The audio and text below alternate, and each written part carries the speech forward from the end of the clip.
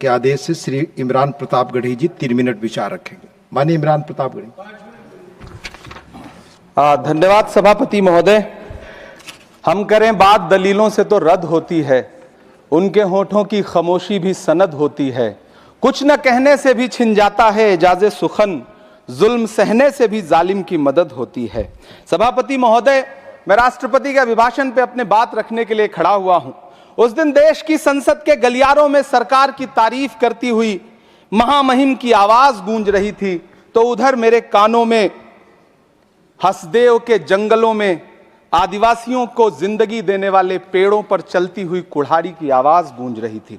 सभापति महोदय, इस तरफ महामहिम के भाषण पर प्रधानमंत्री जी संसद की मेज थपथपा रहे थे और उधर उत्तराखंड की अभागी बिटिया अंकिता भंडारी के इंसाफ की आवाजें मध्यम पड़ती जा रही थीं, जो आज भी पूछ रही हैं कि आखिर वो वीआईपी कौन था जिसके लिए अंकिता भंडारी को मार दिया गया।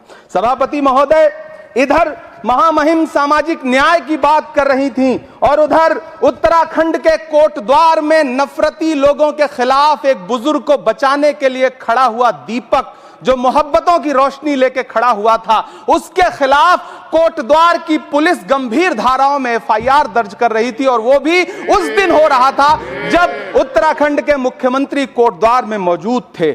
ये नया भारत है जहां दंगाइयों के खिलाफ एफआईआर नहीं होते, बल्कि अमन और मोहब्बत की बात करने वालों के खिलाफ एफआईआर दर्ज होता है। यह नया भारत है जहां असम का चीफ मिनिस्टर खुलेआम संवैधानिक प्रोटोकॉल तोड़कर कहता है कि मुसलमानों को इतना टॉर्चर करो कि वो राज्य छोड़ने पर मजबूर हो जाएं। वो कहता है कि अगर कोई मियां रिक्शा वाला 5 रुपए मांगो तो उसे 4 रुपए दो ताकि वो परेशान हो सके। यह नया भारत है जहां बरेली में खाली घर में नमाज पढ़ने पर पुलिस मुकदमा दर्ज करती है।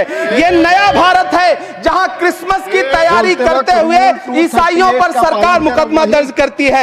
यह नया भारत है जहां जम्मू कश्मीर में नीट का एग्जाम क्वालिफाई करने वाले 50 बच्चों में अगर 42 मुसलमान होते हैं तो फिर मेडिकल कॉलेज की मान्यता ही रद्द होती है और जश्न मनाया जाता है। महामहिम, राष्ट्रपति का भाषण में सुन रहा था। सर, यह नया भारत है जहां मध्य प्रदेश के बैतूल में बच्चों के स्कूल बनवा रहे मोहम्मद नईम का घर स्कूल इसलिए तुड़वा दिया जाता है क्योंकि वो स्कूल बनवा रहे थे। ये नया भारत है जहां कोर्ट का स्टे होने के बावजूद बनारस की दाल मंडी में सैकड़ों दुकानें तोड़ी जा रही हैं क्योंकि रास्ता चौड़ा करना है। सभापति महोदय, मैं आपसे कहना चाहता हूं कि जो पीढ़ी अपने बुजुर्गों को गाली देती है उसके साथ प्रकृति इंसाफ करती है। आप इंदिरा जी और नेहरू को गाली देते हैं, नेहरू को छोटा नहीं कर पाएंगे। नेहरू का साथ आइंस्टीन, नेहरू का नाम आइंस्टीन के साथ लिया जाता था और आपका नाम एप्स्टीन के साथ लिया जाता है। आपको ये बात समझनी पड़ेगी। सभापति महोदय, मुझे 1 मिनट बोलने दे, मुझे कंक्लूड करने दे। डॉक्टर सुमेर सिंह सोलंकी।